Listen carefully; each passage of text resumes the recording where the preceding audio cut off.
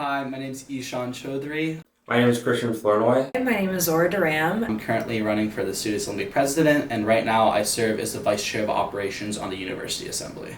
I currently serve as the Executive Vice President for the Student Assembly, and I am running for the President of the Student Assembly. I am running for President. I am the current President of the Student Assembly. What are your top 3 priorities for a possible third term, and what specific actions would you take in your first semester to advance them? Okay. One, let's see, I've got a few things that are cooking, so I'm going to include one now, and then go to 2 that are a little bit on the newer side. Right now, in the end of this semester, I've been working with a few other representatives on an idea to move some of our reserves money, which we have freed up from a few years of just accumulation from student activity fee money, and this is money that wasn't otherwise being used, about over $500,000 actually. And so we're working to move some of that money, I'd hope at least 80,000 into to initiate a fund for career development opportunities with Cornell Career Services, much like the Summer Experience Grant, which was started by the Student Assembly 10 years ago. I would hope that an opportunity for the Student Assembly to give money back to students and contribute to funds that can help students access interviews that are away from Ithaca, and just interview support services, those types of things, just again, career support services, professional development services. That is one really big initiative that I would hope take have legs, take on from here. Another idea, this one I've had for a bit, is adding the Gayohono flag on campus alongside the American flag. I've contacted the Gayohono Nation about this and heard good responses back. So I'd hope to work with NASAC on that in the fall, across the summer, the fall, maybe use our Student Assembly infrastructure funds on that initiative. I think especially given that Syracuse does this on their own campus, and we are lacrosse national champions, we should be honoring the First Nation people in our region at least. And third one would be to either add a position on the Student Assembly or incorporate it into our existing structure, but elevate this position to have someone who coordinates academic services and academic policy more directly than just our academic policy committee chair, because we do have a seat on the faculty senate that can be a member of our assembly. We do have, of course, a lot of connections with each individual college dean, and I think having a designated member who can coordinate all of those initiatives in one place would be great for more quickly advancing initiatives like in the past when we worked on removing median grades as a student assembly, and right now looking at enforcing syllabus policy. That's one of our current resolutions in the pipeline, and I think that having an executive board position, or again just a much more central role for academic policies, is something that our student government does need. Yeah. So first off, as a member in our shared governance right now, I think it would be a little hypocritical for me to talk about things I want to do when I could already be doing them as well. So instead of talking about 3 things I not only want to achieve, I'm going to be highlighting 3 things I've already started conversations with and things that I want to keep the ball rolling on as I move into this next academic year. The first of those is a student bill of rights. There's a lot of really great academic policy resolutions that come through the Student Assembly. In my opinion, one of the biggest wins Student Assemblies had has been the changing of transcripts. They used to list median grades on them. Student Assembly was able to go and negotiate to get rid of median grades on transcripts altogether. This year we've seen a handful of different academic policies come through, which I think generally are really great ideas. Stuff like mandating that students shouldn't be able to have 3 or more prelims in 72 hours. There's a resolution up right now that talks about how professors must list some sort of syllabus or a shortened course blurb, as well as all the major assignments and the grade breakdown for each assignment before students enroll in class. We've had other conversations about making sure students who are eligible for financial aid for summer classes shouldn't be limited by GPA cutoff for a certain amount of credits that they're able to take, causing those students who may not have as high of a GPA but want to bring it up but aren't able to take as many credits because their GPA is low and then they don't qualify for financial aid for summer classes. Things like that. There's a lot of basic rights I think that we as a student deserve, and some of them are inherent, but they're not coded into how our student body works. So what I want to do is I want to make an academic student bill of rights where I'll work simultaneously with the student assembly and the faculty senate to ensure that students should have access to basic things like their prelims or their finals before their final grade is posted. And things like making sure they can roll on classes and they're not random extra sections that are popping up or professors who are changing syllabuses halfway through the course load. All those things I want to go and codify. I've already started having conversations with Eve DeRosa, who is the head of the faculty senate. So through that, I've been hoping to go and start more of those conversations, but it is a larger effort to make a resolution that passes through the faculty senate, so those conversations just begun. The second big policy change I want to bring is I want to bring more student feedback and input into dining on a day-to-day basis. My vision for this is if you've seen at some restaurants or at some airports or things like that, they have a really big smiling face to a really big frowning face, and it's kind of like 5 different buttons, as well as like a little like postcard they can write inside where they can talk about what they liked or what they didn't like.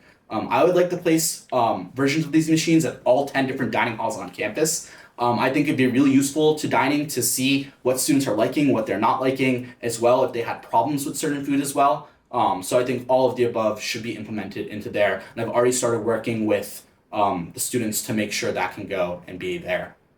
And third and finally, I want to make sure that we revisit special projects funding to make sure that we're going and funding projects that are actually for student body and campus events as well. I've been a really big advocate for making sure we're funding responsibly and using student assembly money for things that can affect all students altogether.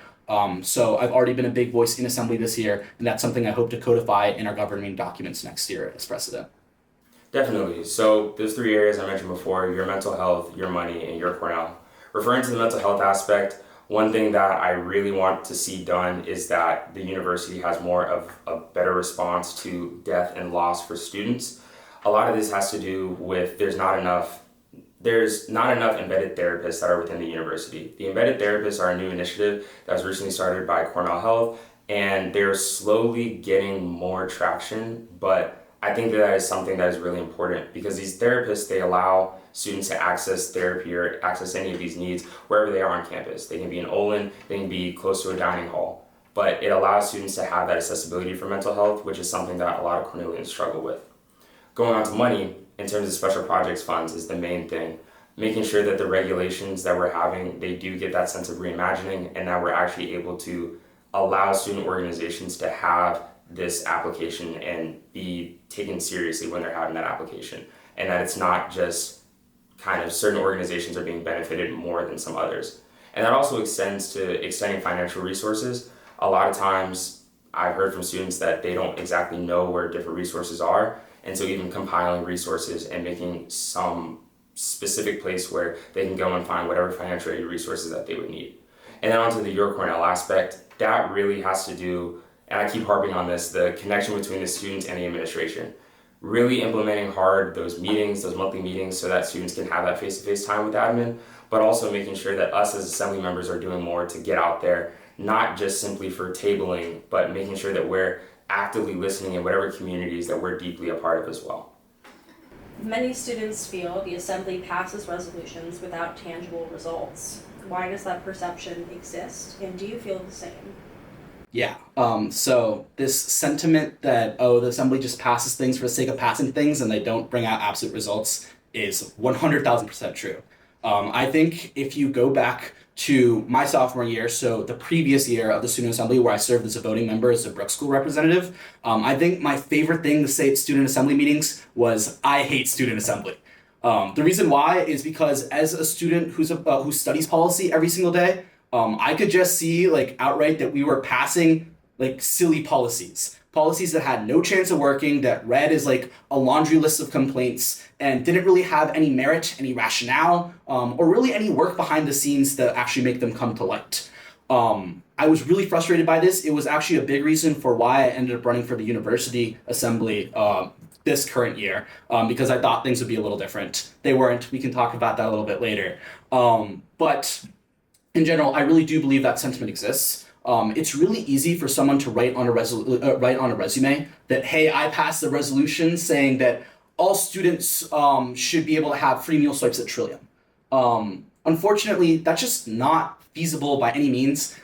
Trillium Dining Hall is one of the university's Trillium is one of the university's only ways of making revenue outside of like just pure tuition as well. And they break even every single year. So pulling away one of their biggest sources of funding would have been absolutely absurd. Instead, what I did was I worked to expand our Meals on the Move program to have a pickup location on Central Campus. I originally proposed it to be at Trillium. There wasn't enough capacity for that. They moved it to Whitehall on Central Campus instead. Still totally okay. Achieving the same thing of having students with a dining hall program, a way to use a meal swipe on Central Campus that wasn't Oakenshields, but also not being absurd in terms of just saying like, oh, let's just make free meal swipes at Trillium a thing.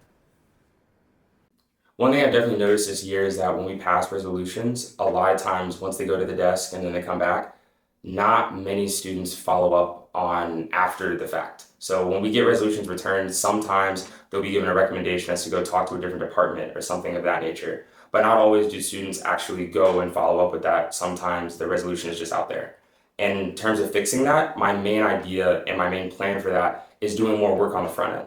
I mentioned having these opportunities where students are actually able to go and speak with admin more, but that also has to deal with us as student assembly representatives speaking with admin more and having more of a cohesive and collaborative and communication-based collaboration with admin. Because if we're not able to do that, and if we're not able to actually talk with them beforehand about different resolutions, things that we're looking to see on the docket soon, then we're not able to effectively actually see these resolutions through. But by talking to them on the front end, thinking and talking with, for instance, the Dean of Students about resolutions that might affect students in a larger way and thinking about different departments that we could go and talk to.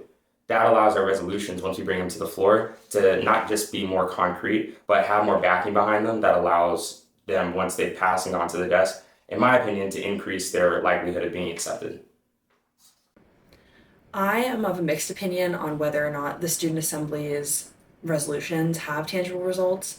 I think that I, as a representative, have always worked to responsibly write and support others in writing and coordinating with administration on tangible resolutions and initiatives. A lot of the work that I do is actually behind the scenes because my role is so directly communicating with administration. I do think that the general public could have a bit of grace with those representatives who do not have the same level of communication or regular communication with administration, where a resolution is the initial germ of an idea and many conversations have to happen, and coordination, policy drafts behind the scenes come after a resolution is written and passed.